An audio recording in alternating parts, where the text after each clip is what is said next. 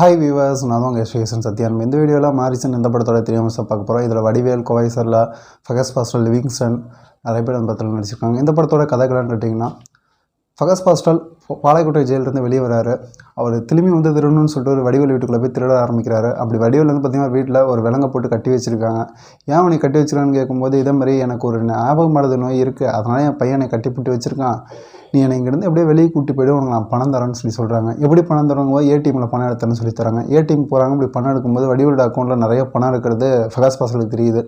எப்படியோ அந்த பணத்தெல்லாம் அடிச்சுன்னு சொல்லிட்டு வடிவேல் கூடயே ட்ராவல் பண்ணுற ஃபகஸ் பாஸ்டல். ஸோ இதில் என்ன ஆச்சு? அந்த பணத்தை ஃபகஸ் பாஸ்டல் அடித்தாரா இல்லையா? வடிவேல் ஏன் அந்த வீட்டை விட்டு வெளியே வரணும்? அதுக்கான காரணங்கள் என்ன? செகண்ட் ஹாஃபில் நடந்த என்ன விஷயங்கள்னு சொல்லி டீட்டெயிலாக சொல்ல தான் இந்த மாரிசன்.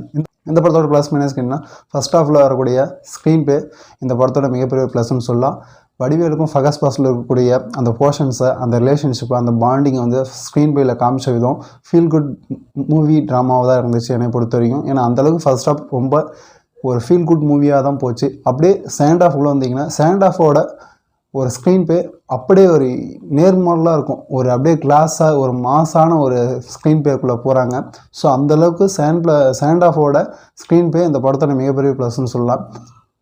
ஃபகஸ் பாஸ்டலோட நடிப்பு ஒரு பேக்மூன்னு சொல்லணும். இந்த படத்துக்கு என்ன வேணுமோ, என்ன கொடுக்கணுமோ, கதாபாத்திரமாக வாழ்ந்திருப்பார்.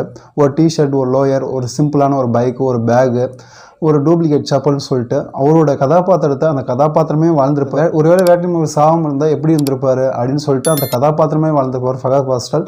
ஸோ வடிவேலுக்கு சின்ன சின்ன இடத்துல ஒரு பேக்மேன் கொடுத்து அவர் வந்து ஸ்கோர் பண்ண வச்சுருக்காரு. வடிவேல் படத்தில் தான் ஃபகஸ் பாஸ்டல் நடிச்சிருக்காங்க, நம்மள ஒரு கட்டத்தில் ஃபீல் பண்ண வைக்கிறாங்க. ஸோ வடிவேலு அப்பாவியான முகம், பழி வாங்குகிற ஒரு எண்ணம், எமோஷ்னல், இந்த மாதிரி விஷயங்களை வடிவேல் அவரோட போர்ஷன்ஸ் வந்து கரெக்டாக பண்ணியிருக்காரு. அந்த ஃப்ளாஷ்பேக் காட்சிகள்லாம் ரொம்ப நேர்த்தியாகவும் பண்ணியிருக்காரு. வடிவேலோட ஒய்ஃபாக நடித்தவங்க அவங்களுக்கு கொடுத்த வேலையை கரெக்டாக பண்ணியிருக்காங்க. அதுவும் பெருசாக சொல்ல போனீங்கன்னா செகண்ட் ஹாஃபில் வடிவேல ஒவ்வொரு சீக்வன்ஸும் அவர் ஏன் பழி வாங்குறாரு, எதுக்காக பழி வாங்குறாரு, ஸோ அந்த ஒரு ஸ்டேட்மெண்ட்டும் ரொம்ப நல்லாவே பண்ணியிருப்பாங்க. இன்ட்ரோ பிளாக்கில் பேசக்கூடிய வசனங்களாக கூட இருக்கட்டும், எல்லாமே வடிவேலு கொடுத்த வேலையை கரெக்டாக இந்த படத்தில் பண்ணியிருக்காரு. இவரோட கேரியரில் இந்த மாரிசன் பெரிய படமாக இருக்கும்னு நான் நினைக்கிறேன் இந்த இயரில். ஸோ அந்தளவுக்கு கொடுத்த வேலையை கரெக்டாக முடிச்சிருக்காரு. இந்த படத்தோட எக்ஸ்பாசன் என்ன, கோவை சரளா, லிவிங்ஸ்டன், விவேக் பிரசன்னா, சித்ரா, இந்த மாதிரி கதாபாத்திரங்கள் அவங்களுக்கு கொடுத்த வேலையை கரெக்டாக பண்ணியிருக்காங்க. அதே விவேக் பிரசனாவோட ரோல்னால் இந்த படத்தோட மிகப்பெரிய ப்ளஸ்ன்னு சொல்லலாம். அவர் வந்து அவரோட இந்த கெஸ்ட் ரோல்னு வாங்கல, அந்தளவுக்கு அவரோட ரோல் ரொம்ப நல்லாவே பண்ணிட்டு போயிட்டார்.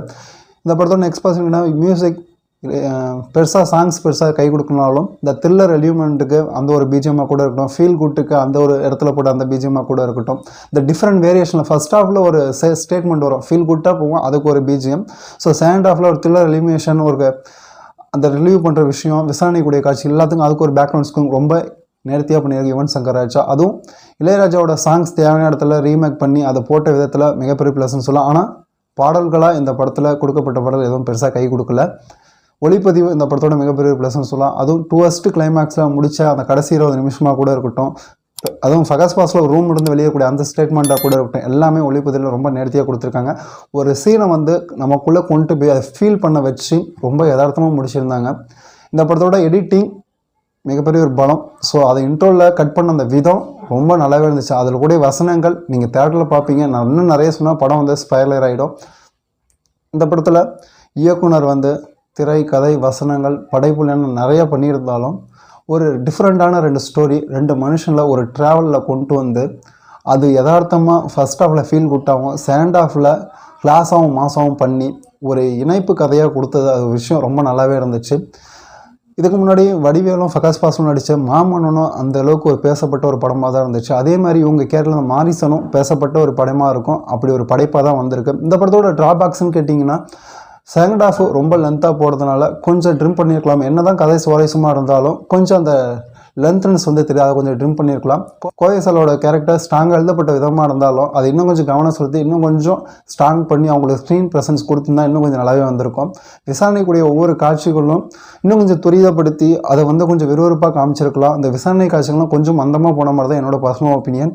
ஸோ ஒரு சீன் வந்து ரினியூவல் பண்ணுறாங்க செகண்ட் ஹாஃபில். அந்த சீன்ஸ்லாம் வந்து வேறு ஏதாவது இடத்துல வச்சுருக்கலாம், இந்த இடத்துல ஏன் வச்சாங்கன்னு சொல்லிட்டு நம்மள கேள்வி கேட்குற மாதிரி தான் இருந்துச்சு. ஏன்னா செகண்ட் ஹாஃபில் இந்த சமூகத்துக்கு தேவையான கருத்துக்களை சொல்லியிருந்தாலும் இந்த சமூகம் அதை நோக்கி போகுமா இல்லை மாறுமா மாறாத நம்ம பொறுத்து தான் பார்க்கணும். இந்த மாரிசன் என்னை பொறுத்தவரையும் ட்ரெய்லர் கட்டை பார்த்துட்டு வந்து இது மெய்யழகன் மாதிரி ஒரு படம் நினச்சிடாதீங்க.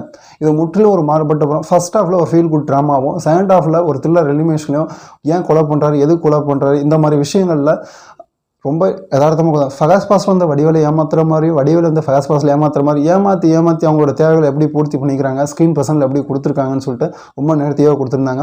இந்த படத்துக்கு நான் கொடுக்குற ரேட்டிங் 5க்கு 3. இது போன்ற சுவாரஸ்யமாக அடுத்த மூவி சந்திப்பு. உங்களே ஸ்ரீகிருஷ்ணன் சத்யா.